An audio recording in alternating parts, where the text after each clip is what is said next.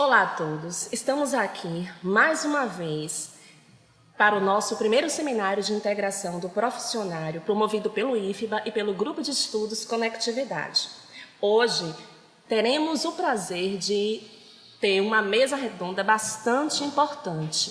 O diálogo reflexivo que estaremos abordando será o empoderamento dos profissionais da educação e as novas tecnologias. Quais as problematizações que iremos abordar nesta mesa? Primeira problematização irá incidir quais perspectivas da educação e as tecnologias estão inseridas neste contexto. Como tornar as instituições da educação no trabalho relevantes na produção de sentidos? E na última mesa, em que medida a ergonomia contribui no processo laboral e como incide na vida do trabalhador? Iremos iniciar esta mesa com o nosso mestre, o professor Leonardo Rangel dos Reis, a sua graduação em Ciências Sociais e com mestrado em Educação. A segunda palestra, contaremos com a presença da professora e mestra Adriana da Silva Oliveira. Ela tem graduação em Fisioterapia, terapeuta postural e tem mestrado em Dança. E a última palestra, nós contaremos com a presença do professor mestre Luiz Cláudio Machado dos Santos. Ele é graduado em Análise de Sistemas e tem mestrado em Sistemas e Computação. Iniciaremos agora as nossas apresentações com o professor Leonardo Rangel dos Reis, com a sua abordagem, o trabalho e a educação, espaço de produção de sentidos. Olá a todos, felicito a todos da mesa, é um prazer estar aqui com vocês. A minha palestra versará sobre a educação e o trabalho, espaços de produção de sentidos. Hoje, na contemporaneidade, nós temos um fenômeno chamado desinstitucionalização. O que significa isso, a desinstitucionalização?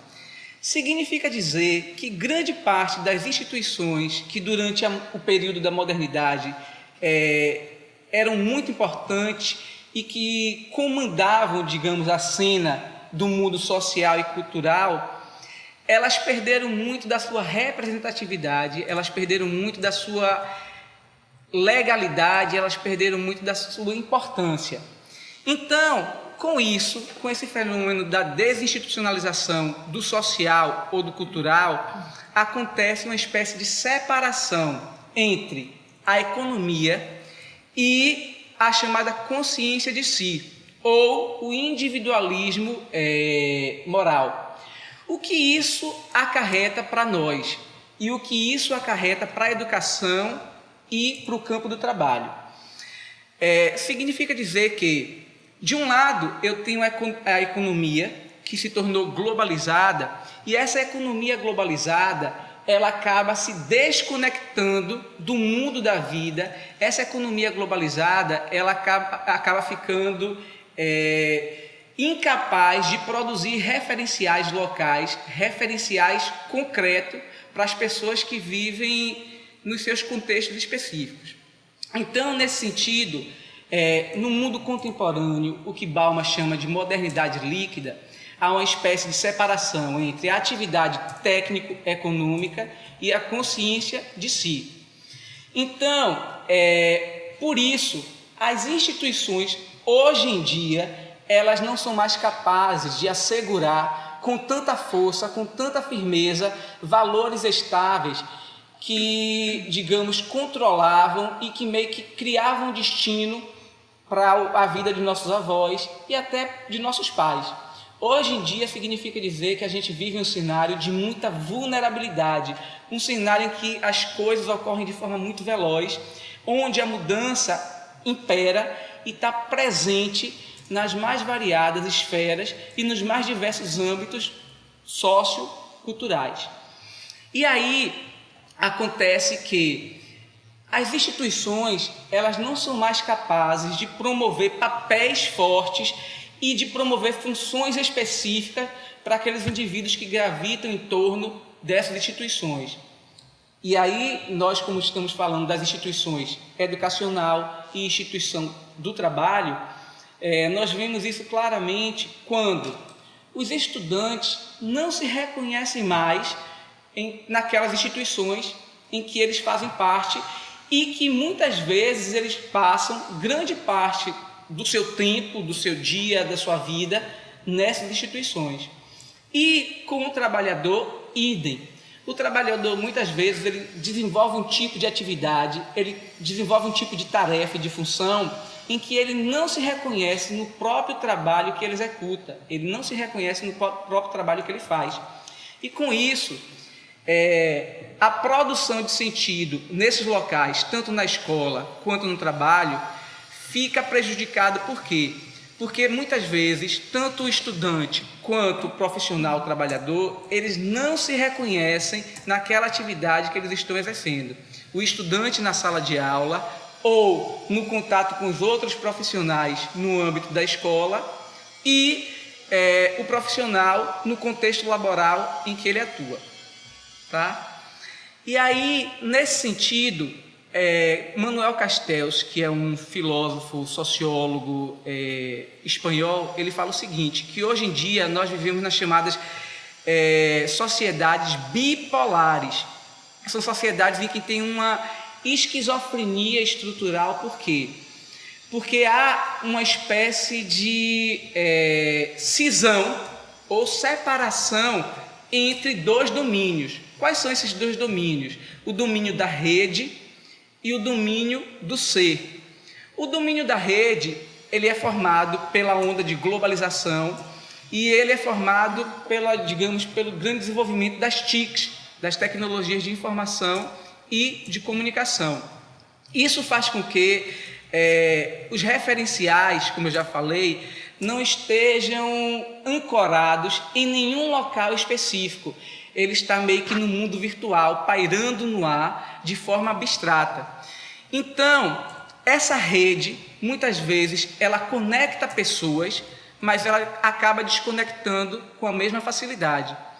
Esse contexto, esse processo, ele é muito fácil da gente perceber nas grandes multinacionais ou nas transnacionais. Por quê? As transnacionais, elas se instalam em determinados países e elas se instalam a partir de todo um estudo prévio, um estudo que mostra que é viável e que é interessante para ela, porque ela vai obter lucro através da instalação nesse país, que passa a ser uma sede de implantação dessas multinacionais. Só que, por qualquer motivo, se ela for perceber que ela está perdendo lucro, ela levanta o seu acampamento e ela sai tranquilamente desse país.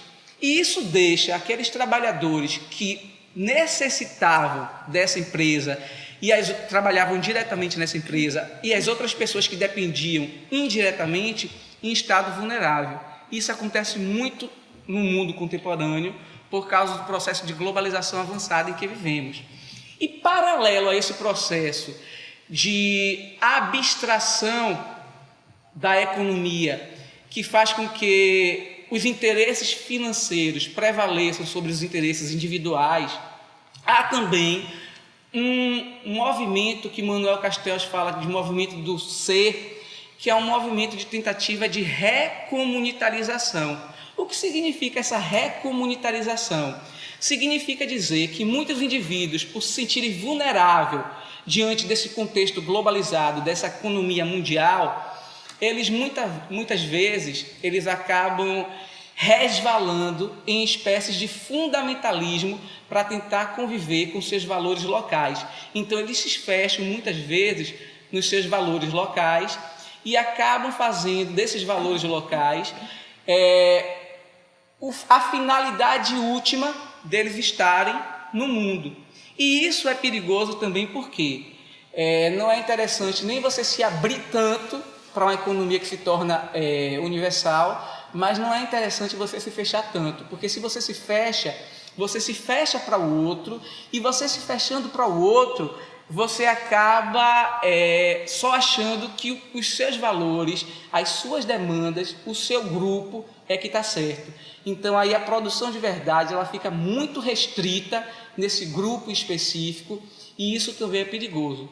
Então como chegar ao estado de equilíbrio em não se deixar flutuar pelo movimento de rede e nem se deixar encapsular ou prender pelo movimento de recomunitarização, ou movimento que Manuel Castells chama de ser, né? Então, é preciso que a gente aprenda esses novos movimentos da contemporaneidade e que a gente consiga aprender nesse movimento todo para que a gente crie referenciais estáveis, para que a gente crie e produza sentidos que nos conecte do local ao global. E aí nós chegamos a uma noção de Boaventura de Souza Santos, que ele chama de glocal. Nem só o global, nem só o local, mas o tempo todo um tensionamento dinâmico entre essas duas instâncias, o glocal.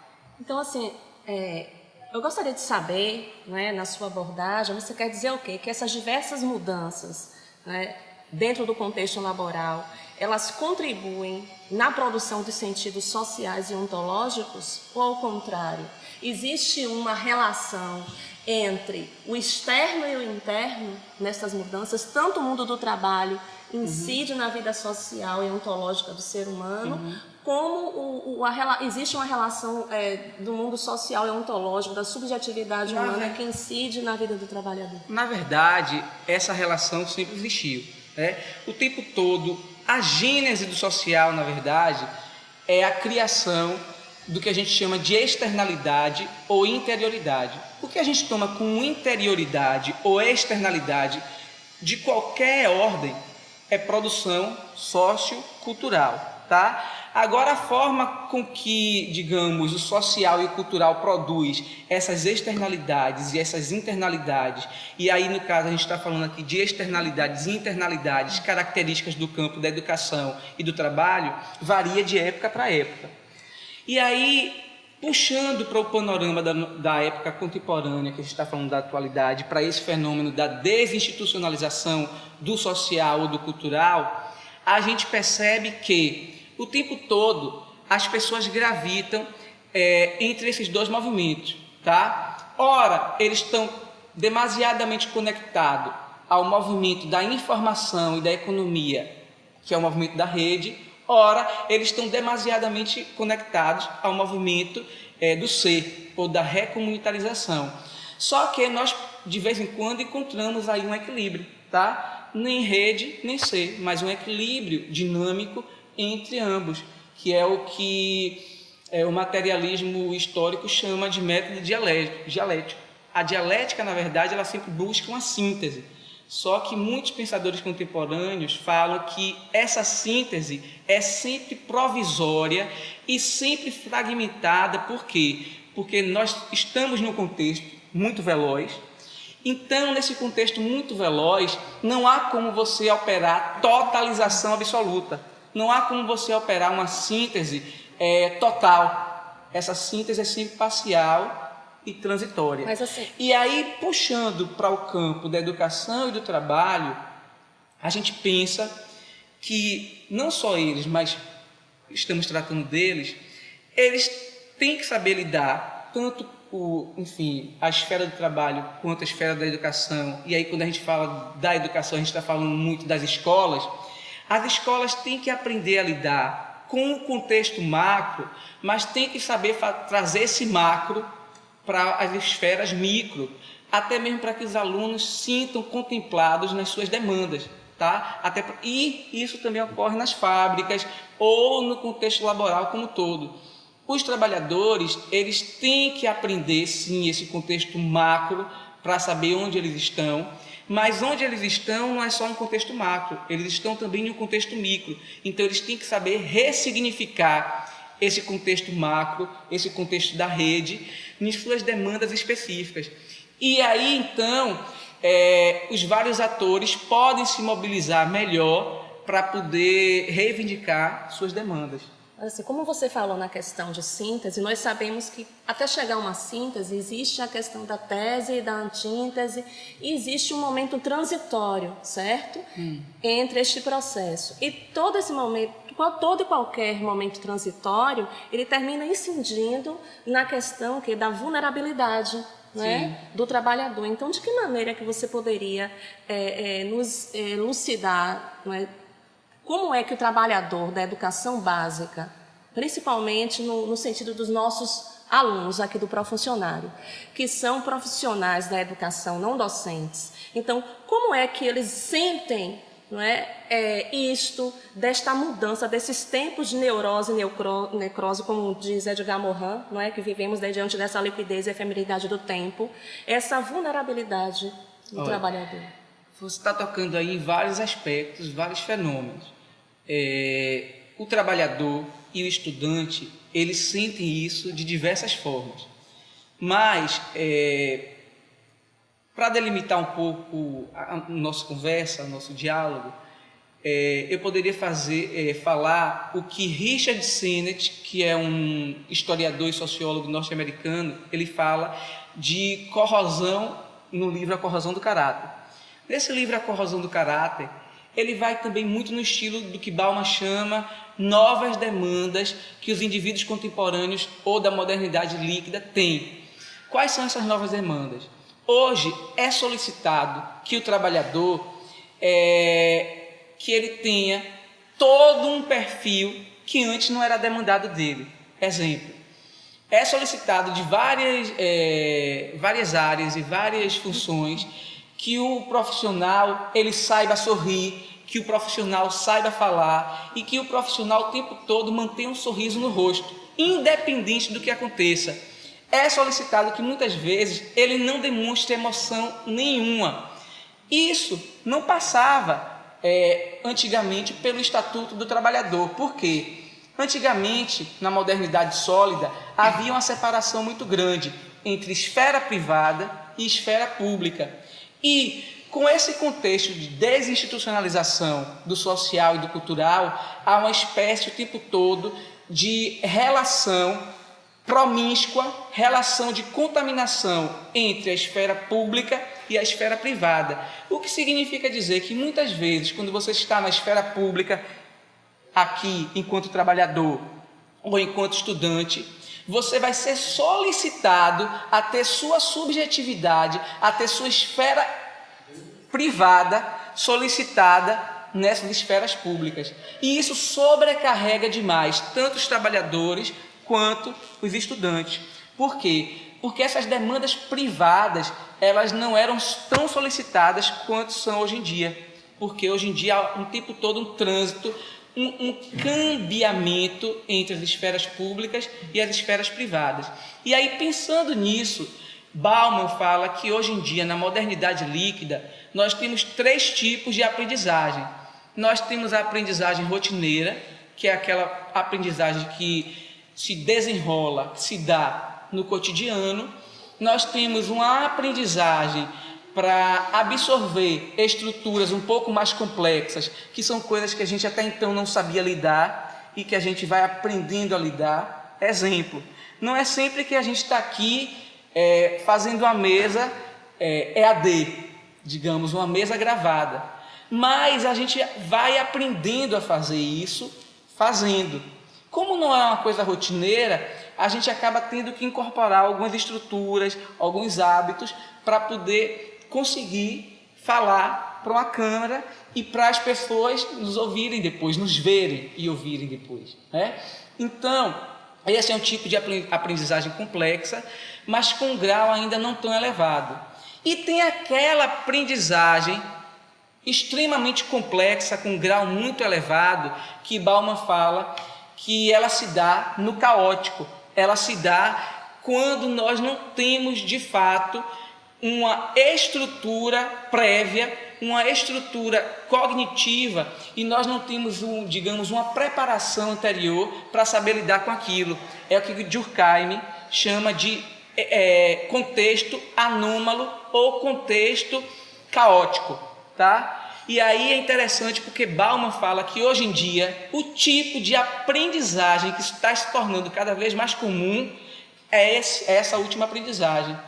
E isso significa dizer que nós estamos aprendendo cada vez mais em contextos caóticos. Então nós temos de aprender o tempo todo nesse sistema veloz, nesse sistema complexo. E isso sobrecarrega demasiadamente os indivíduos, porque muitas vezes a gente se insere em um contexto, a gente se insere em uma situação em que a gente não tem as estruturas prévias para lidar com essa situação e que a gente tem que criar aquilo tudo de forma muito rápida.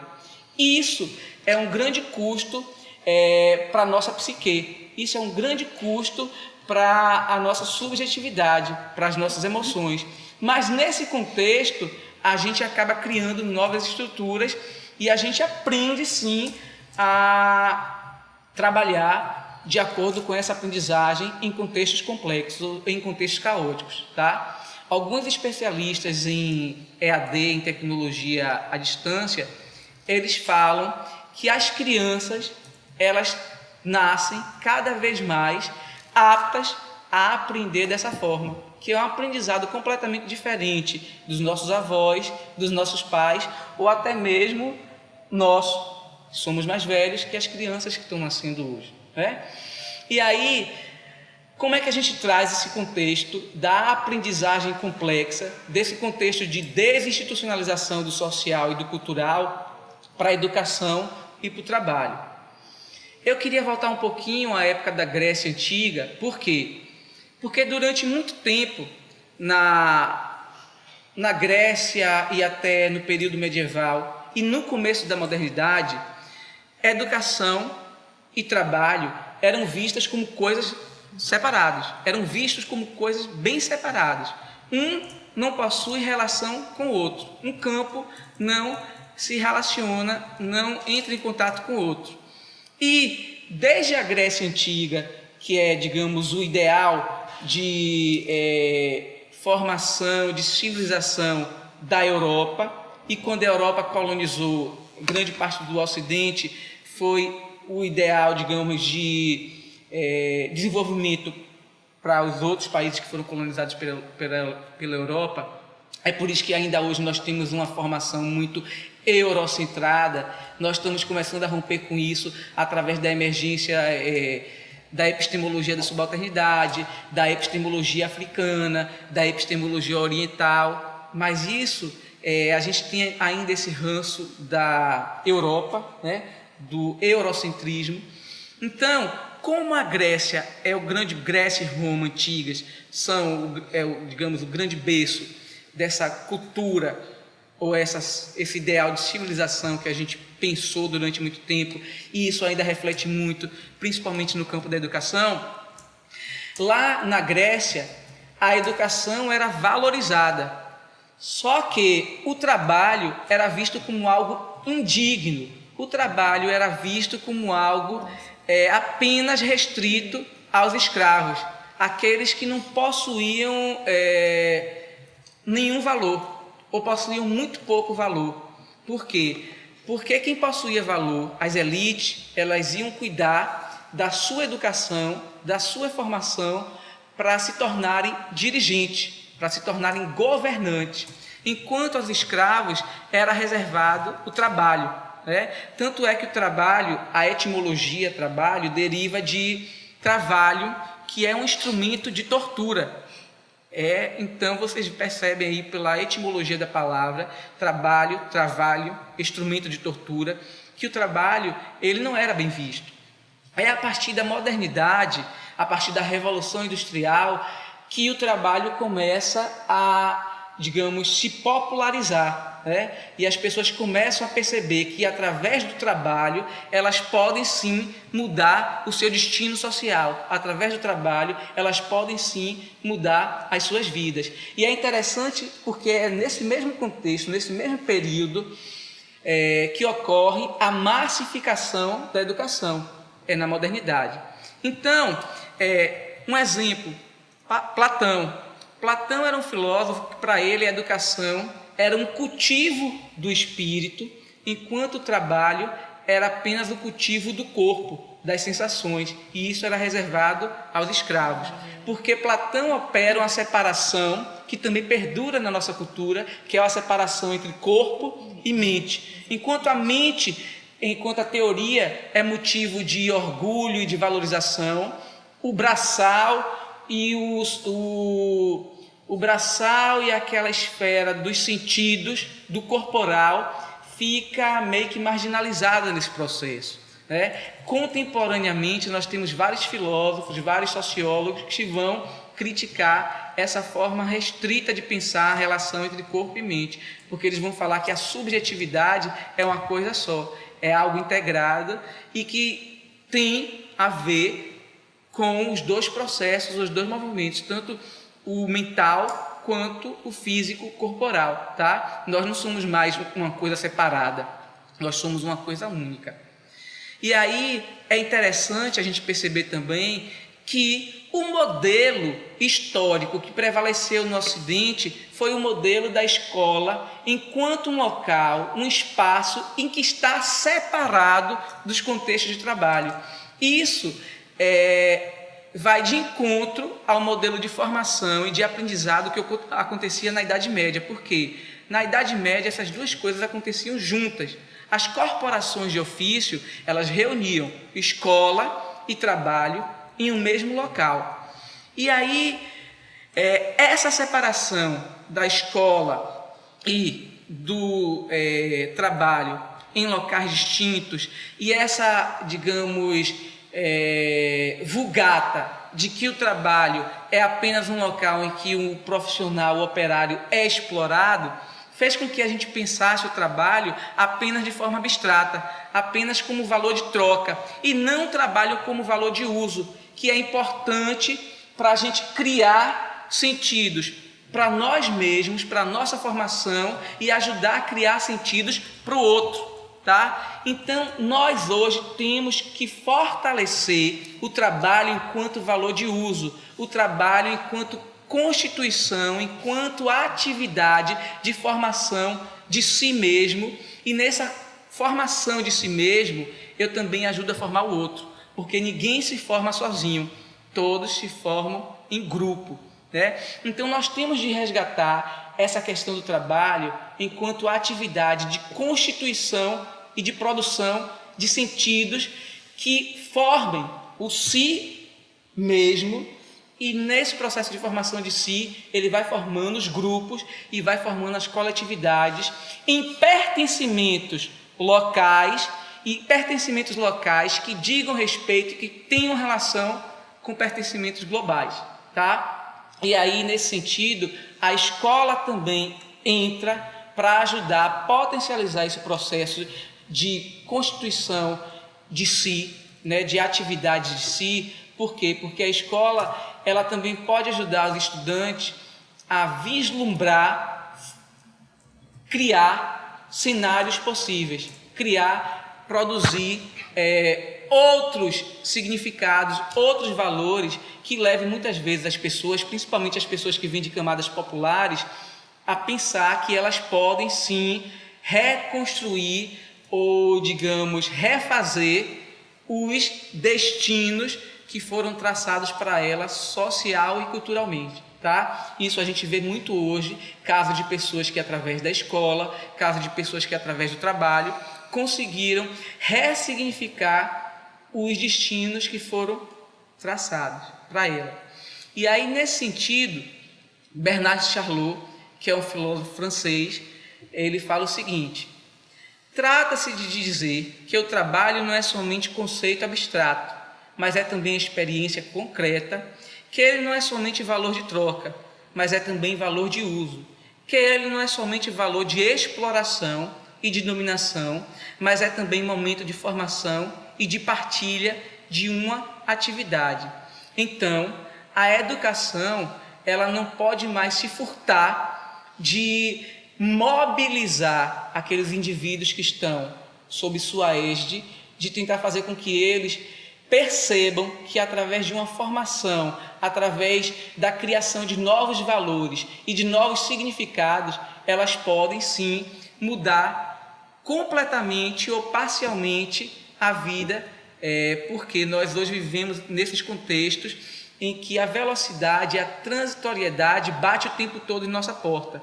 E se nós não soubermos nos adaptar a esse contexto de mudança, a gente acaba ficando para trás e a gente acaba ficando fora, tanto de um processo de educação que pense essa formação de uma forma ampliada, quanto de um processo de trabalho que nos dê prazer em estar executando, em estar fazendo aquele trabalho, tá? E pense que os saberes que advêm desse contexto, desse processo laboral, são saberes que vão reverberar e retroalimentar a nossa própria formação, tá? E aí não é difícil a gente perceber isso, por quê? Porque pessoas que gostam daquilo que fazem, pessoas que se identificam com aquilo que fazem, elas são pessoas muito mais felizes, muito mais realizadas. E estudantes que, de repente, estudam em um colégio que consiga atender às suas demandas, são estudantes que estão sendo qualificados em um processo que mobiliza a sua subjetividade, e isso é um grande passo para futuramente ele se tornar um ser humano mais pleno, ele se tornar uma subjetivação mais realizada e ajudar a construir cenários em que essa significação extrapole o âmbito da individualidade e perpasse a formação de grupos, porque o tempo todo nós trabalhamos em grupos. O próprio social, o próprio cultural, ele é o tempo todo estruturado através de grupos de pertença que nós fazemos parte. Então, deixo aqui com vocês uma frase do nosso grande pensador Paulo Freire: se a educação sozinha não pode transformar a sociedade, tampouco sem ela a sociedade muda. Obrigado.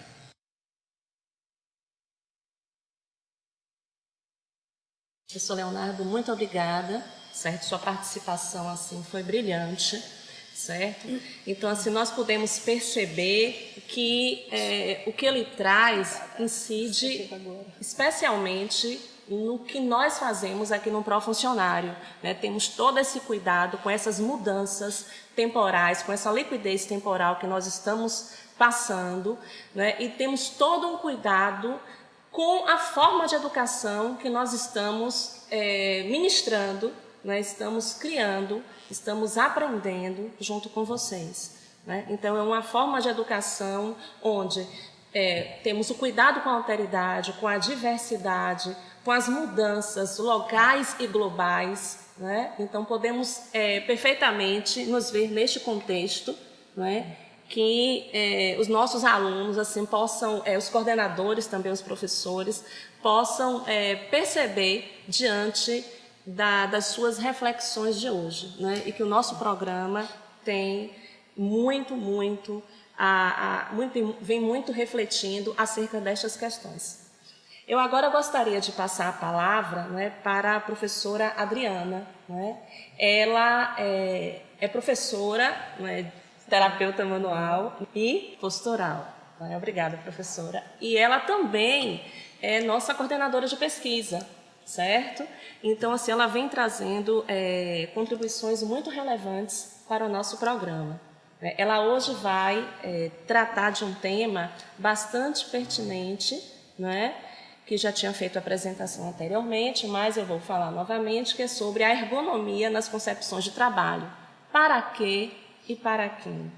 Então, agora iremos passar a palavra para a professora e fisioterapeuta Adriana. Muito obrigada, Ale. Parabenizar o professor Leonardo pela brilhante palestra e agradecer à mesa pelo convite. E antes de entrar na minha proposta, complementar um pouco a fala de Leonardo, que é uma fala muito instigante, então é muito complicado a gente ouvir e não querer contribuir também. Existe alguns equívocos, né, que Leonardo veio apresentando na sua fala, e eu, enquanto uma professora que sou apaixonada pela teoria da evolução e que venho estudando e venho me apaixonando cada vez mais por essa teoria, observo que nessa teoria nós podemos aprender e compreender o nosso comportamento, né? Então, assim, pela teoria da evolução, todo esse caráter filosófico que existe entre separação entre corpo e mente, entre educação e trabalho, entre razão e emoção, não é visto lá. Né? Se você for pegar a história da evolução, né, dos seres vivos, e você for pegar as transições que ocorreram, toda a evolução da vida, a primeira célula que surge na nossa história são as células musculares, que está, teoricamente, aqui vinculada ao trabalho, não é isso? Então, as células musculares, elas surgem muito cedo.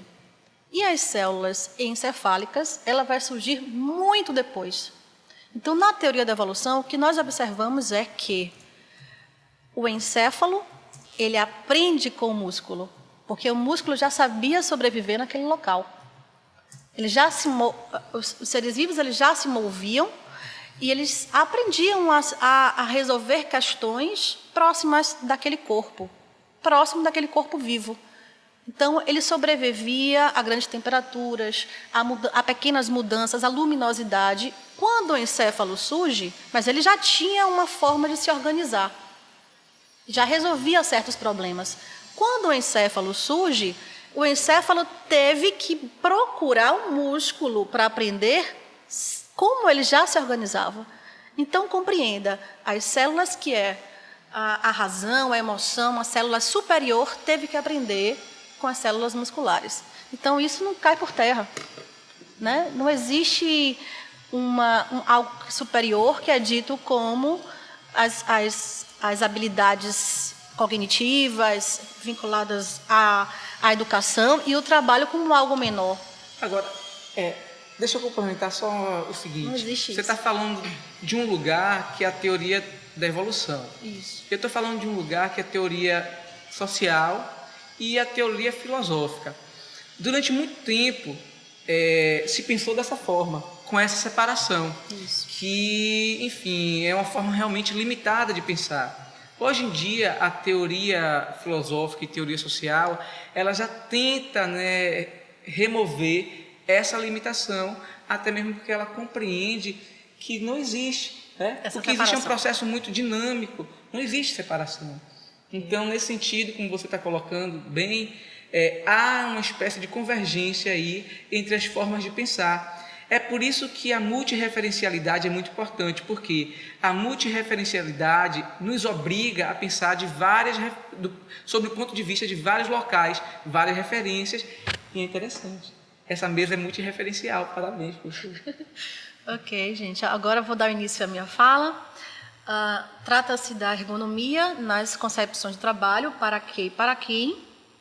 Antes de começar a discutir esse tema, é necessário que a gente saiba os conceitos do local de fala, o que significa ergonomia, ou também conhecido como fatores humanos. É a disciplina científica que trata da compreensão das interações entre os seres humanos e os outros elementos de um sistema. É uma profissão que aplica teorias, princípios, dados e métodos a projetos que visam otimizar o bem-estar humano e a performance global dos sistemas. Se pegarmos da onde deriva essa palavra, né? De uma palavra grega, quebrando, né? Ergon significa trabalho e normos, leis, e que vai denotar a ciência do trabalho. A ergonomia, trazendo o conceito da Associação Brasileira de Ergonomia, traz que é um estudo de adaptação do trabalho às características fisiológicas e psicológicas do ser humano, e não o contrário. Então, a ergonomia traz algo de muito benéfico. É chamar a atenção de que o trabalho ele tem que se adaptar às características fisiológicas e psicológicas do trabalhador, do ser humano, e não nós se adaptarmos ao trabalho. E isso aí muda toda uma lógica de pensar. Né? Isso é a Associação Brasileira que traz, e isso já está legimentado, isso já está legalizado, existem normas, isso já está na lei, isso tem uma norma regulamentadora, que é a NR17, que traz exatamente esse conceito de ergonomia e que fiscaliza. Então, é um conjunto de ciências que procura a adaptação confortável e produtiva entre o ser humano e o seu trabalho, basicamente procurando adaptar as condições do trabalho às características do ser humano. Os objetivos, então, já vão ficando mais claros nesse momento, né? Resulta numa melhor adaptação do homem. Se vocês observarem nesse slide, nessa imagem, temos um homem baixo e um homem de uma estatura muito alta. No entanto, a passagem de uma porta ela é pequena, o que é uma situação de risco, o que é uma situação de prejuízo para aquele trabalhador. Então, as normas precisam ser adaptadas a quem trabalha naquele local. Então, esse espaço precisa ser ampliado para que esse trabalhador que tenha um biotipo maior transite com a acessibilidade, né? Estuda também o complexo formado pelo operador humano e o seu trabalho. Qual é o papel do ergonomista? Ele contribui para o planejamento do projeto do trabalho, a avaliação das tarefas que vão ser exercidas por aquele trabalhador no seu ambiente laboral, os postos e os locais de trabalho, né, os seus produtos, ambientes e sistemas para torná-los compatíveis com as necessidades, habilidades e limitações das pessoas, porque nós somos limitados, né? Nós temos uma estrutura física, biológica limitada e nós precisamos preservar isso no homem. Se tratando da prática profissional, é necessário que o ergonomista ele tenha uma amplitude, né, ampla, ele tem um papel amplo e uma abordagem global. É necessário que o ergonomista tenha um pensamento global, entender o homem na sua globalidade, né? E com isso traz uma abordagem holística do trabalho, na qual há considerações de ordem física, né, estruturas físicas, corporais, biomecânicas, musculares, articulares, eixos, congruências, como também de ordem cognitivas relacionadas ao aprendizado, à memória, à motivação de estar naquele local, a parte social, interação organizacional, o ambiente em que está sendo trabalhado e outros aspectos relevantes devem ser levados em conta. Dentro dessa complexidade, temos algumas interfaces do conhecimento. Para dar conta de tudo isso, dessa complexidade, é necessário que exista uma interdisciplinaridade, né? Como o Léo falou na estante. Então, existe a contribuição das ciências da vida, com a fisiologia, a medicina do trabalho, a biomecânica, a biofísica, como as contribuições das ciências técnicas, que é a higiene, indústria, segurança do trabalho, a organização, a estratégia, a sociotécnica, sociologia, que são as contribuições das ciências sociais, as ciências humanas, tratando, né, o coletivo do trabalho, temos a psicologia, a linguística, e ambos, né, de uma forma interativa, atenderão de forma conjunta e integrada os coerentes critérios de conforto, eficiência e segurança. Então, nessa imagem, um simples posicionamento em frente ao computador, nós temos a interação, várias interfaces de vários sistemas, né? Porque nós também somos um sistema. O sistema homem, ele é composto por vários sistemas músculo-esquelético, sistema neural, sistema respiratório, sistema cardiovascular. Então, tem uma complexidade de sistemas. Sistema límbico. E sentar no computador implica na interface de postura, cognição, audição, visão, olfato, gustação, questão energética, tátil, organizacional. Tudo em busca do conforto, da eficiência e segurança. Existe uma grande base para dar conta de tudo isso, é necessário um grande mapa de disciplinas para abordar a ergonomia. Esse é um mapa bem complexo, né, onde você perpassa das matemáticas, físicas, biológicas e humanas, formando, né, dando subsídios para garantir que isso aconteça. O desenvolvimento atual da ergonomia, ele pode ser caracterizado em 4 níveis de exigências. As exigências tecnológicas, que são as técnicas de produção. A partir do momento em que se produz algo, já tem que se pensar para que fim, com que intuito, quem vai utilizar, de que forma, onde, quando. Então, são os designs de produção. As exigências econômicas tem que ter, além das técnicas, tem que ser econômico, porque busca qualidade e custo de produção. As exigências sociais, que são as melhorias das condições de trabalho, e as exigências organizacionais, que é uma gestão participativa. Tem que pensar quem é que vai pôr isso em prática, o trabalhador. Então, a ergonomia, ela se divide em 3 grandes grupos, que é a ergonomia física, cognitiva e organizacional. A física, como eu falei para vocês, concerne as características da anatomia humana, da antropometria, da fisiologia, da biomecânica e das relações com a parte física do ser humano, com a parte orgânica do ser humano. Os tópicos relevantes incluem análises posturais, a análise cinesiológica, biomecânica, o manuseio de como esse trabalhador utiliza determinados artefatos, os movimentos que eles executam, né, que obviamente são repetidamente feitos daquela forma, e isso tem um problema. Distúrbios músculos esqueléticos relacionados ao trabalho, projetos de postos de trabalho, segurança e saúde. Nesse momento é necessário avaliar a postura, os planos de movimentos, os eixos articulares, os movimentos que esses trabalhadores executam, né, realizam na sua atividade de trabalho. A ergonomia cognitiva concerne os processos mentais, tais como percepção, memória, raciocínio lógico, reação, atenção seletiva, resposta motora, interações entre os seres humanos e outros elementos de um sistema. E os tópicos relevantes que essa ergonomia cognitiva traz incluem a capacidade mental do trabalho, a tomada de decisão, o tempo de reação para você ter, né, ser considerado um trabalhador proativo, por exemplo, né? Performance especializada, interação entre homem e computador, o estresse que isso traz diante, né, da velocidade com que isso acontece e o treinamento desses projetos. A ergonomia organizacional concerne a otimização dos sistemas sociotécnicos, incluindo suas estruturas organizacionais, políticas e processos.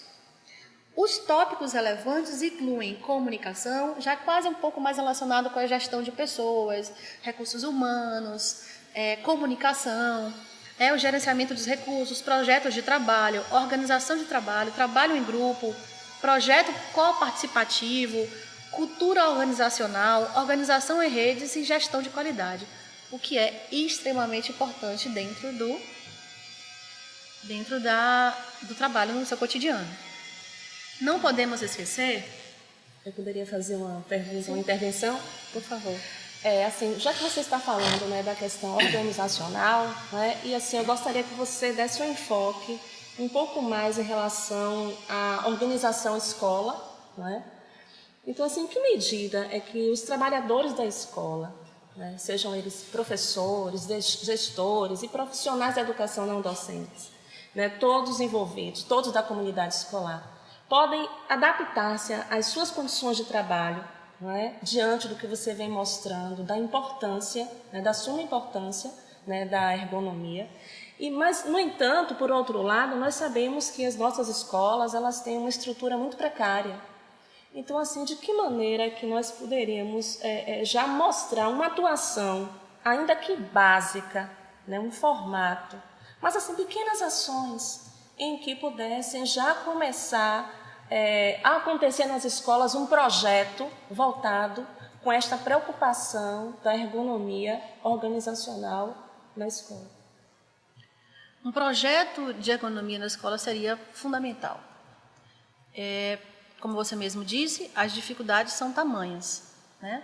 São muito grandes. A gente trabalha, eu sou professora de um centro estadual, público, e a gente trabalha com o que a gente tem e da forma que a gente tem, né? Então, assim, é necessário ter muitas intervenções para você conseguir, né, ter esse conforto, essa segurança, essa qualidade e eficiência. Que a eficiência é o seu trabalho feito com menor gasto energético e menor tempo. E, então, não é fácil, Alexandra, mas primeiro é necessário você trabalhar em algo que você goste, que você ame fazer. Isso é o primeiro fato. Você tem que gostar, trabalhar no que você gosta. Porque se você trabalha com algo que você não gosta, tudo ali vai ser muito ruim, né? Então, se você já gosta do que você faz, isso já garante muita coisa. Mas são muitas as orientações que deveriam ser dadas, né? Mas aí teria que ter um outro momento para a gente discutir isso, como uma postura mais adequada, tem que ser uma avaliação mesmo do espaço físico, bancadas, instrumental utilizado, iluminação, ruídos, temperatura, aquecimento de forno, materiais que esses, por exemplo, o pessoal da alimentação escolar, de que forma é que está sendo utilizados esses equipamentos? A cozinha está uma cozinha adaptada para todos os trabalhadores? Que forno é que nós temos lá? Né? Na secretaria, por exemplo, no curso de secretaria, pessoal de multimeios, de que forma que tem todos os equipamentos, como essa equipe se comunica, como se dá o processo de gestão dentro do trabalho. Dessa inter-relação, Inter-relação, né? exatamente. São muitas especificidades. São. Né? Então, assim, é algo assim até para a gente pensar, não é, professor Leonardo, em uma palestra voltada para cada curso, uma oficina, não é, em que pudéssemos estar demonstrando estas ações para os nossos alunos e contribuindo de alguma forma efetiva para que eles possam levar para a escola um projeto neste sentido. Isso fica para o segundo seminário de integração Com do profissional. certeza. Mas não tenha dúvida que simples ações causam grandes resultados. Com certeza, né? Basta você, para fazer a diferença, você tem que fazer algo diferente, né? Então você tem que estar realmente motivado a querer mudar e ser exemplo dentro da escola. A ergonomia ela pode ser aplicada na sua casa, nos fazeres domésticos, né? No lavar dos pratos, no cortar das carnes, isso é feito em qualquer momento. E no trabalho isso daí uma importância muito grande, porque as lesões existem, os problemas ocupacionais existem e isso causa um grande prejuízo para ambos os lados, né? Para o trabalhador e para a empresa. Por que usar ergonomia? É necessário usar ergonomia porque existem novas tecnologias, existe uma competitividade de mercado e é necessário ter uma relação entre produtividade e qualidade. Então, é necessário melhorias nas práticas das tarefas. É necessário você ter eficácia, segurança e qualidade. E esses são os 5 ganhos: conforto, qualidade, segurança, custos e produtividade. As questões relativas ao trabalho abordam altos índices de acidente de trabalho, problemas associados a doenças, questões relacionadas em função disso, da redução da produtividade, o alto índice de afastamento do trabalhador, o remanejamento do trabalhador para uma outra função, já que naquela função ele já não consegue se adaptar mais e, consequentemente, a diminuição da motivação. Então, é necessário que nós tenhamos qualidade de vida no trabalho, né? Qualidade, um lugar mais apropriado para o trabalho significa uma vida melhor para o trabalhador.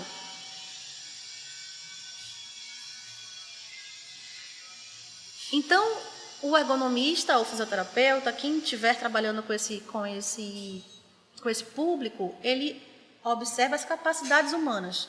Qual é a capacidade física daquela pessoa? Qual é a força muscular? Existe diferença entre homem e mulher? Existem. Existem diferenças entre dimensões corporais? Existem biótipos diferentes? Existem. As possibilidades de interpretação de informações do aparelho sensorial, visual e auditivo entre as pessoas existem. Eu, por exemplo, sou míope, né? Então, para mim, eu já tenho uma certa limitação. Capacidade do tratamento de informações em termos de rapidez e complexidade. Quais são os sinais que indicam que nós precisamos... Opa, existe um sinal amarelo. Agora aqui nós precisamos ter cuidado, que algo de errado está acontecendo. Existem vários tipos de sinais e indicadores para um estudo ergonômico. Primeiro, quando nós começamos a ter a aceleração dos batimentos cardíacos, taquicardia, ou a aceleração dos movimentos respiratórios, nós começamos a ter uma taquipneia, uma ativação elétrica cerebral, um aumento da ativação elétrica cerebral, um aumento da temperatura corporal. Isso significa que o corpo ele está reagindo, o corpo ele está tendo que trabalhar mais para exercer aquela mesma função. E isso leva sobrecargas, isso leva, em algum momento o corpo vai dizer, opa, vamos reduzir? Porque pode vir uma estafa mental. Ok. Outros níveis, como por exemplo, subjetivo, a questão da ansiedade e da irritação, né? Isso é uma questão que tem que ter muito cuidado e buscar uma redução, né? A ergonomia vem buscar uma diminuição de custos, diminuição de horas extras, redução de afastamento do trabalho e buscar o benefício do conforto, do aumento da motivação do trabalhador. Eu vou trazer só um exercício para a gente finalizar, que eu gostaria que vocês observassem nos slides, e eu chamo aqui todos da mesa para participarem também, que são 7 erros no escritório. Existe aqui uma chart, onde nós temos uma situação, primeiro, segundo, terceiro, quarto, quinto, sexto e sétimo lugar. Quais são os erros que estão existindo nesse ambiente de trabalho? Vamos analisar a primeira situação? Quem me sugere alguma coisa? O que esse trabalhador está fazendo de errado? Talvez seja o posicionamento dele, não é? Sentado, não é?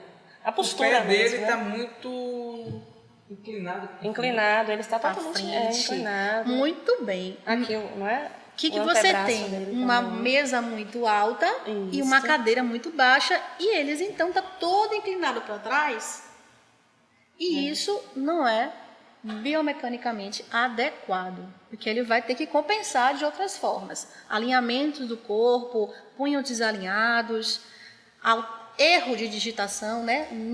A questão do fazer digitar está incorreto, e isso levaria a dores, a problemas futuramente. Na situação 2, a coluna dele não está alinhada com a cadeira. Exatamente, professor Leonardo. Não encostar a cadeira na mesa. Ele não reencostou, ele não tem um apoio. E essa coluna ela está flexionada, onde ela deveria estar a 90 graus. Corrigir aqui, Isso. Ela deveria estar a 90 graus. Isso aí é um possível futuro portador de hérnia de disco. Questão 3. Frio demais, ar-condicionado acima dele, ele está morrendo de frio. Então, questão de problemas respiratórios. E aí tem que ver a questão da manutenção desse ar-condicionado, se está sendo feito periodicamente, porque as bactérias estão ali. Situação 4. Ele está assim, ele já deu a dica. Situação 4, ele não está... a questão da visibilidade, né? A claridade incidindo diretamente na tela. O reflexo da luz, ele está ali, tipo, forçando para conseguir enxergar, já que a luminosidade não está adequada. E aí, problemas como dores de cabeça, tensões nessa região, né? Até problemas visuais, cansaço de visão, é bem possível. Na situação 5 e 6, o que a gente tem? O que a gente encontra? Muitos alimentos e muito material embaixo, nos pés dele, onde deveria estar super livre. É necessário manter o espaço livre para as pernas embaixo, se aproximar da mesa e ele ter mobilidade, porque é importante também se mover enquanto trabalha, porque senão aí, trombose venosa profunda. Né? E os trombos e as embolias, acidente vascular encefálico, enfim, muitos problemas podem surgir em função de falta de mobilidade. 7, olha que coisa, ele está ali com o microfone assim, todo inclinado para trás, fazendo 1000 coisas ao mesmo tempo, né? A gente aqui observa muito essas posturas aqui. Pescoço inclinado para falar o telefone. Então, aqui, ó, hérnia de disco cervical, escoliose, problemas de coluna, é muito comum. Então, pessoal, eu agradeço, que estão minhas referências, espero ter contribuído, pelo menos para chamar a atenção de vocês, e muito obrigada pelo convite, agradeço mais uma vez. Obrigada, Adriana. A sua participação também foi super relevante, né? Você trouxe uma abordagem muito significativa. Tenho certeza que nossos alunos, professores, coordenadores, todos presentes, monitores, não é? Todos envolvidos, estarão realmente assim buscando refletir, não é? Um possível projeto, ter um cuidado, uma preocupação maior nos nossos polos, né? E também nas nossas escolas, né? Então teremos que trazer isso para uma prática, né? Um projeto em que possamos mobilizar a sociedade, não é? Da importância do cuidado com a saúde do nosso trabalhador. E agora iniciaremos a última palestra desta mesa, não é? Com o professor Luiz Cláudio Machado, não é? E ele vai fazer uma abordagem sobre as novas tecnologias no ambiente da EAD e a questão da acessibilidade. Não é? Então, eu gostaria de passar a palavra, professor. Olá a todos. Eu, em primeiro lugar, eu gostaria de agradecer a coordenação do profissionário pelo convite. A gente está participando aqui desse primeiro seminário. E parabenizar os professores aqui presentes, né, Leonardo, professora Adriana, né, pelas excelentes palestras, e também a nossa mediadora, né, professora Alexandra, aí, que está fazendo um excelente trabalho. Bem, vamos trabalhar com o seguinte tema, né, novas tecnologias, né, no ambiente do ensino à distância e também a questão da acessibilidade. Para dar início a essas temáticas, eu vou abordar um pouco as vertentes, né, de alguns pesquisadores em relação a essas novas tecnologias que são aplicadas na educação. É notório, né, que as novas tecnologias fazem parte do nosso dia a dia. Eu costumo até brincar que as crianças já nascem com o dedo, né, nessas novas tecnologias. Inclusive, essas crianças acabam até se adaptando, utilizando melhor novas tecnologias do que nós mesmos, né? Que já, como o Léo colocou, né, que já estamos, que somos pessoas um pouco mais velhas que essas crianças. Em decorrência disso, alguns países da Europa, países da América também, como os Estados Unidos, e também o estado de São Paulo, né, aqui no Brasil, vem incentivando o aprendizado de lógica de programação e linguagem de programação para crianças ainda na fase de alfabetização, nas séries iniciais. Qual é o objetivo? O objetivo é que essas crianças não utilizem apenas o produto final, essas novas tecnologias, mas comecem também a desenvolver as suas primeiras linhas de código, as suas primeiras linhas de um software, certo? Lembrando que o aprendizado da lógica de programação não tem um objetivo apenas do produto final, né, do desenvolvimento final. Mas com o incentivo do desenvolvimento, né, dessa linguagem de programação, o aluno consegue ter um raciocínio lógico, consegue desenvolver cognitivamente diversos outros aprendizados, né? Então vai facilitar não só nessas linhas, mas principalmente no raciocínio lógico. Como eu falei inicialmente, né, existem vários pesquisadores que já vêm trabalhando com essa questão das novas tecnologias na educação.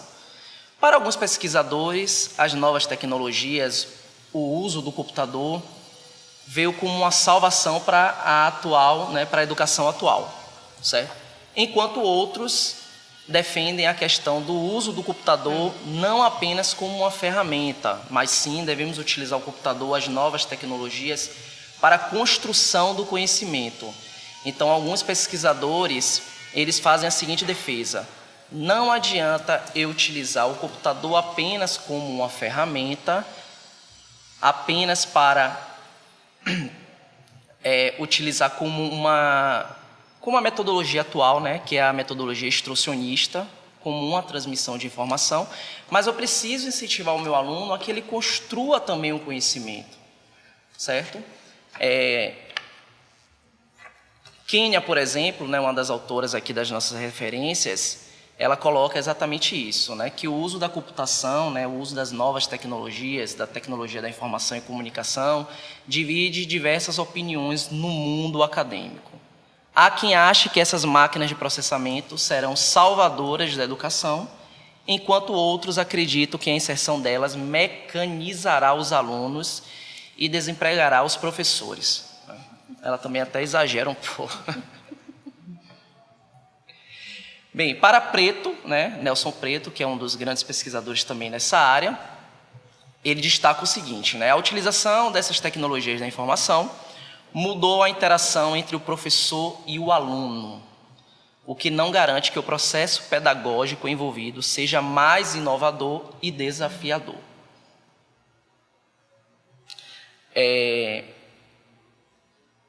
Deixa eu só destacar aqui também.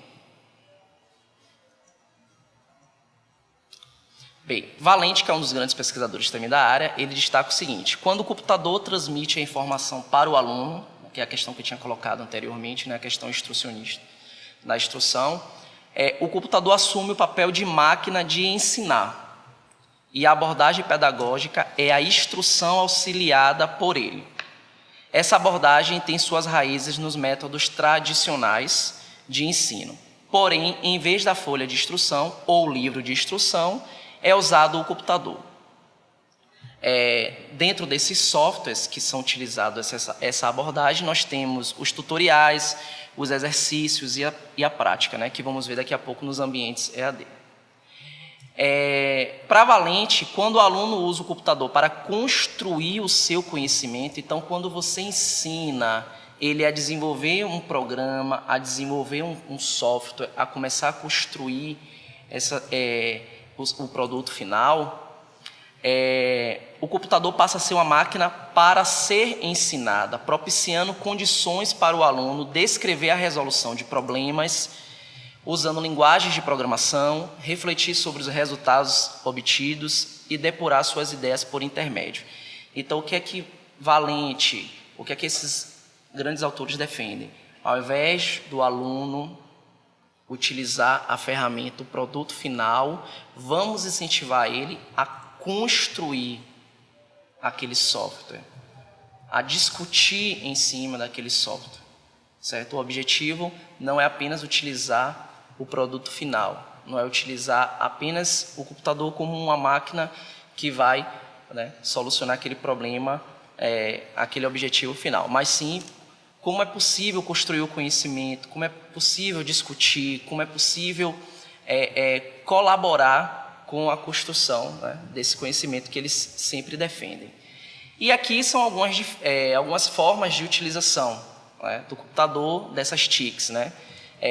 Atualmente nós temos a simulação educacional, temos jogos, né, a simulação está sendo muito utilizada, né, em diversas instituições, o ensino à distância, que é o foco aqui desse seminário, e programas educacionais. E para finalizar nessas formas de utilização, né, Preto, mais uma vez, né, ele destaca que existem duas possibilidades de se utilizar as tecnologias na educação, como instrumentalidade e como fundamento. Usá-las como instrumentalidade é colocá-las como recursos didáticos que servem para animar uma aula, motivar o aluno ou prender a atenção dos estudantes. Nessa perspectiva, a educação continua sendo a mesma, como está. Eu apenas utilizo, né, o computador, utilizo essas novas tecnologias justamente para motivar esse aluno.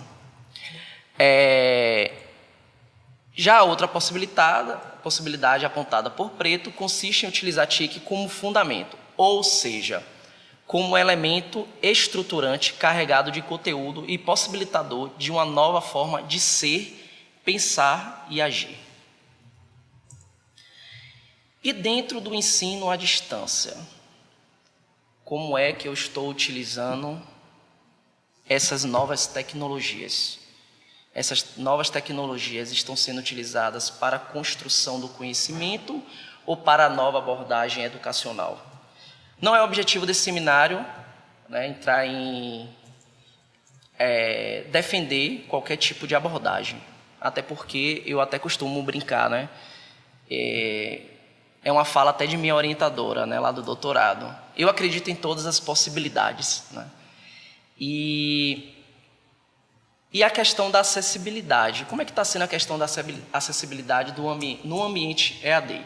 Né, o objetivo agora vai ser justamente demonstrar algumas dessas novas tecnologias e, em cima dessas abordagens que nós vimos anteriormente, eu estou mostrando e fazendo essas demonstrações.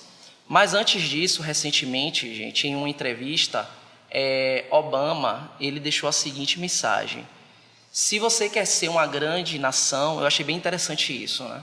Se você quer ser uma grande nação, coloque suas crianças para programarem, né? Então, assim, eu achei bem legal, né, essa fala, né, bem marcante, né, como o Alexandre falou. Luiz, antes de você passar para os seus exemplos práticos, eu achei assim, bastante interessante o que você coloca na questão, você não faz assim, nenhuma menção, uma defesa, certo? No entanto, você mostrou de que forma é que as tecnologias vieram sendo inseridas no contexto educacional, né? Então, nós percebemos, diante do que você vem trazendo na palestra, né, que as tecnologias, elas deformam e elas informam, né? Isso vai depender diante da maneira em que todos nós iremos utilizá-la na nossa vida, né? Então, eu gostaria sim, que você só esclarecesse um pouco mais sobre no aspecto positivo, né? Principalmente para o nosso público, que são os profissionais da escola básica, né, não docentes. Então, de que maneira é que eles podem estar, né, utilizando estes recursos, a tecnologia, na sua atividade laboral, na sua vida, né, no curso profissionário, né, que é um curso semipresencial, de que forma que eles podem utilizar de forma positiva, né, porque nós percebemos que os recursos são muitos. No entanto, nós ainda nos damos conta que a velocidade do que as coisas vêm acontecendo fora da escola e dentro, né, da educação não tem o mesmo compasso, né? Então, eu gostaria que você desse assim, algumas dicas e falasse um pouco melhor sobre o aspecto positivo. Então, um aspecto positivo é a educação à distância, né? Hoje eu consigo ver pessoas de diversos municípios que têm algumas dificuldades, né, em ter uma instituição, como um Instituto Federal, por exemplo. Então, essas pessoas terem acesso, através da tecnologia, a um novo conhecimento, a um novo curso. Além disso, alguns exemplos que eu vou estar mostrando, um surdo, por exemplo. Vamos lá, uma pessoa que apresenta uma surdez e que ela é usuária da língua de sinais e que mora em um interior que, infelizmente, não tem condições de ter uma estrutura de uma escola, uma estrutura de determinados cursos. Hoje é possível, através da tecnologia, esse aluno surdo, esse aluno que apresenta ou algum tipo de deficiência, adquirir um novo conhecimento através da tecnologia, através de vídeos específicos, através de intérpretes, né? Caso ele seja usuário da língua de sinais, ou caso ele seja um oralizado, né, um surdo oralizado, ele vai ter lá a questão da autodescrição, né, audiodescrição. Então, eu vejo mais vantagens em relação a essas novas tecnologias do que desvantagens. Porém, o que é que eu sinto?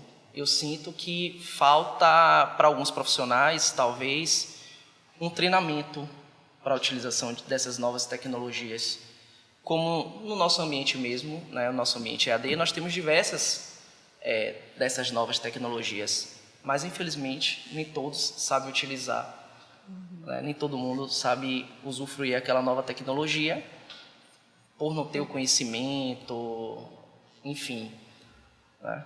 Não sei se eu respondi, né, aí a sua pergunta, né? Respondeu, sim. E talvez até complementando só a questão da predisposição da pessoa. Sim, exatamente. Né? Eu acho que nós poderemos ter todo o aparato tecnológico, mas se não tiver interesse daquele profissional, né, então de nada servirá, né, exatamente. nenhuma tecnologia que venha, né, agregar, porque isso vai muito da forma como uma pessoa vai conduzir, né, exatamente, e o seu empenho em sua atividade laboral. Né? Mas pode dar prosseguimento à sua palavra. Sem dúvidas. Obrigada. O que ela colocou, né? É importante o papel do professor, o papel, né, do educador é importantíssimo para fazer essa mediação, para motivar também o aluno, né, incentivar o aluno. Bem, alguns exemplos práticos, né, dessas novas tecnologias que eu vou estar mostrando aqui são as teleaulas, né, as videoaulas. Deixa eu só disponibilizar aqui.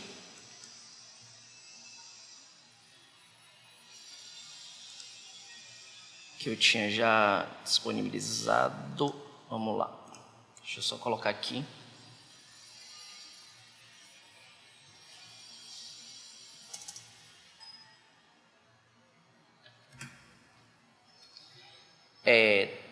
Podemos aplicar, né, no ambiente à distância a teleaula, né, que são variações do professor falando com ilustrações do PowerPoint, com interação de lousa eletrônica ou digital, né, geralmente transmitindo via satélite. Essa teleaula, por exemplo, eu classificaria como sendo uma construção de conhecimento, porque é ao vivo, há aquela interação entre o professor e o aluno, mesmo sendo à distância, mas há aquela interação, né? Há as perguntas, né, ocorre dúvidas, certo? A diferença é que você tem um professor em um ambiente que está transmitindo, né, para vários outros polos.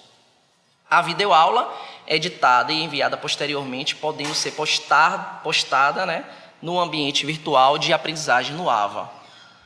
Talvez essa videoaula não há a interação, né, entre o professor e o aluno.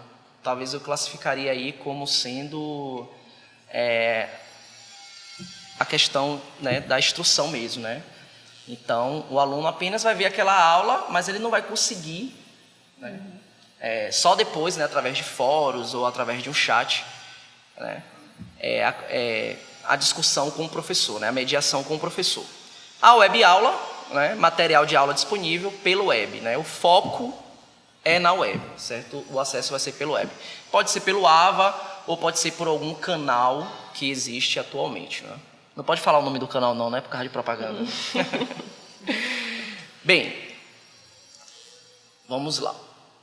Outro exemplo prático, né, são os chats. Deixa eu abrir aqui o nosso chat mesmo, né, do nosso pró-funcionário. Enquanto você vai abrindo, professor, eu gostaria de fazer assim, uma abordagem, assim, algo que você relacionou, não é? A questão do tempo, no síncrono e assíncrono, não é? Certo. Porque nós percebemos, existe uma diferença diante dos seus exemplos e no próprio ambiente, né, de como é que nós podemos utilizar o tempo, pode-se dizer real, né, que você está online com um aluno, e algumas atividades que necessitam, não é, cada um fazer dentro do seu próprio tempo. Né? Então, assim, isso é importante ficar claro, que dentro dessas novas tecnologias, a questão da temporalidade traz uma nova configuração, né? Que nós sempre estivemos assim, tão relacionados assim, com o tempo real, né? Você estar com o outro ao mesmo tempo, e as novas tecnologias, elas vêm trazendo uma nova configuração espacial e temporal, né? E quando você faz também a abordagem em relação ao espaço, né, é algo também que configura de uma outra maneira, né? Porque necessariamente você pode estar presente no mesmo espaço geográfico e, no entanto, o aluno pode estar muito distante, né? Então, são temas polêmicos que talvez também possamos discutir no próximo seminário ou outras oportunidades. Com certeza, né? O chat, por exemplo, né, nós temos mensagens, né, instantâneas, né? Uma comunicação síncrona que existe. Há também, o chat pode acontecer uma construção de conhecimento, né? Porque são dúvidas que normalmente vão surgir, e o professor ele vai estar ali, né, ao vivo, tirando essas dúvidas, né? Cabe lembrar, né, que a maioria, não sei como é que nós configuramos no nosso ambiente, mas a maioria desses chats nós não armazenamos, né, no ambiente. Videoconferência que nós já vimos, né, os fóruns, né, fóruns também são exemplos, né, onde nós podemos construir o conhecimento ou não, né, como a Alexandra já tinha colocado, né, anteriormente, mas através dos fóruns, né, podemos discutir alguns temas, iniciar algumas discussões e etc. Né? Teleaula nós também já vimos. Bem, já estamos no finalzinho, né? Deixa eu só finalizar aqui. Uma nova tecnologia que vem sendo aplicada é a gamification ou gamificação. Inclusive, nossa professora aqui, Adriana, ela pode estar utilizando essa nova tecnologia lá para estar incentivando os funcionários de uma empresa, de uma instituição e etc. São dinâmicas de jogos em processos de pesquisa, marketing e ou comercialização com o fim de torná-los mais atrativos e divertidos. O objetivo, na verdade, são experiências lúdicas a partir de uma ação desenvolvida com mais, né, ou menos frequência. Então, existem vários objetivos: comparar preços, incentivar o aluno com pontuações, enfim. Certo? Aí eu vou destacar aqui alguns sites que trabalham com a gamificação. Eu não sei se vocês conhecem, né? Esse aqui, inclusive, é gratuito e é muito interessante, certo? É o Duolingo, certo? Qual é o objetivo dele? O objetivo dele é incentivar o aluno. Por exemplo, é um site que tem o seguinte objetivo: ensinar o aluno a aprender uma determinada língua, certo? Então você pode aprender o francês, o inglês, o espanhol, certo? Ou qualquer outro tipo de língua. E aí tem toda uma pontuação. E aí o interessante é que você tem uma classificação. Se você não alcançar uma determinada pontuação, você é desclassificado e etc. e tal.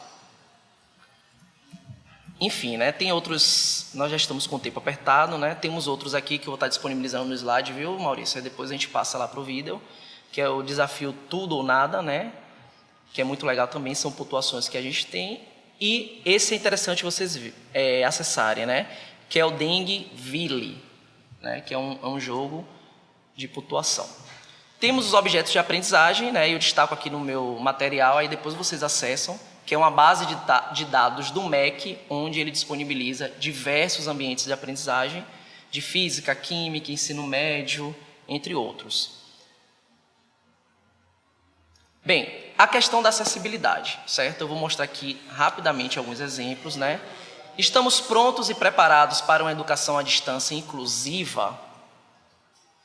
Bem, temos aqui alguns exemplos práticos, né, e inclusivos, que eu vou estar mostrando rapidamente também aqui. Eu já tinha aberto aqui, porque a internet está um pouco lenta. Pronto. Alguns sites já trabalham com a questão pessoas que tenham baixa visão, por exemplo, né? Então, eu posso estar aumentando a minha fonte no meu site. Como eu estou clicando aqui, não sei se vocês estão visualizando. Posso diminuir a fonte. Posso colocar um contraste também para pessoas que têm essa questão da baixa visão, certo? Então, todos os ambientes EAD são inclusivos, estão preparados para uma pessoa que tem uma baixa visão, por exemplo, que tenha dificuldade. Então, isso é importante, né? Está sendo destacado, que já existem tecnologias para isso. Outra coisa interessante, as narrativas, certo? Por exemplo, eu vou destacar aqui algumas narrativas.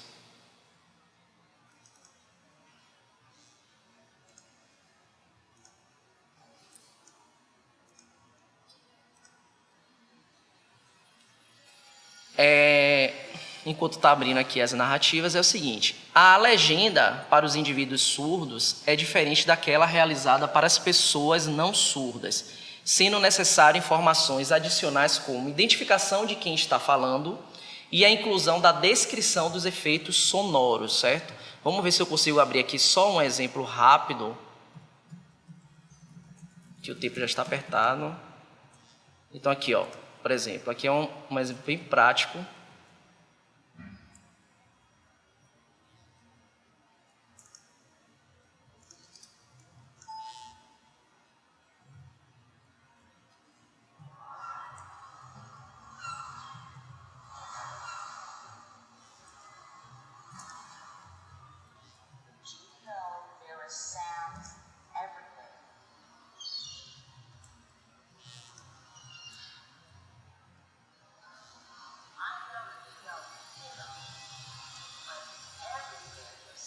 Não ficou legal, né? Não dá para enxergar.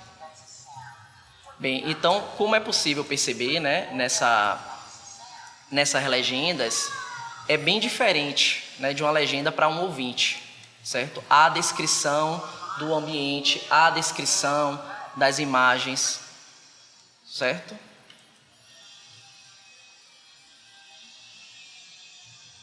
Bem, existem outros exemplos práticos, inclusivos, também, né, para pessoas com deficiência visual.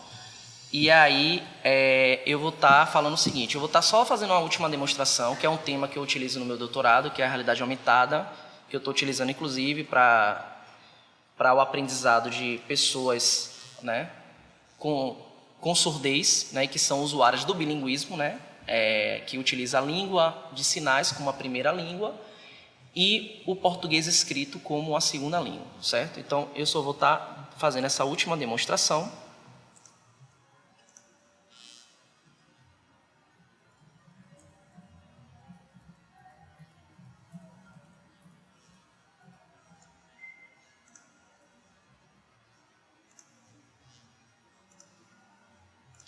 Bem, eu tenho aqui, gente, um marcador, certo? Como esse aqui, um marcadorzinho.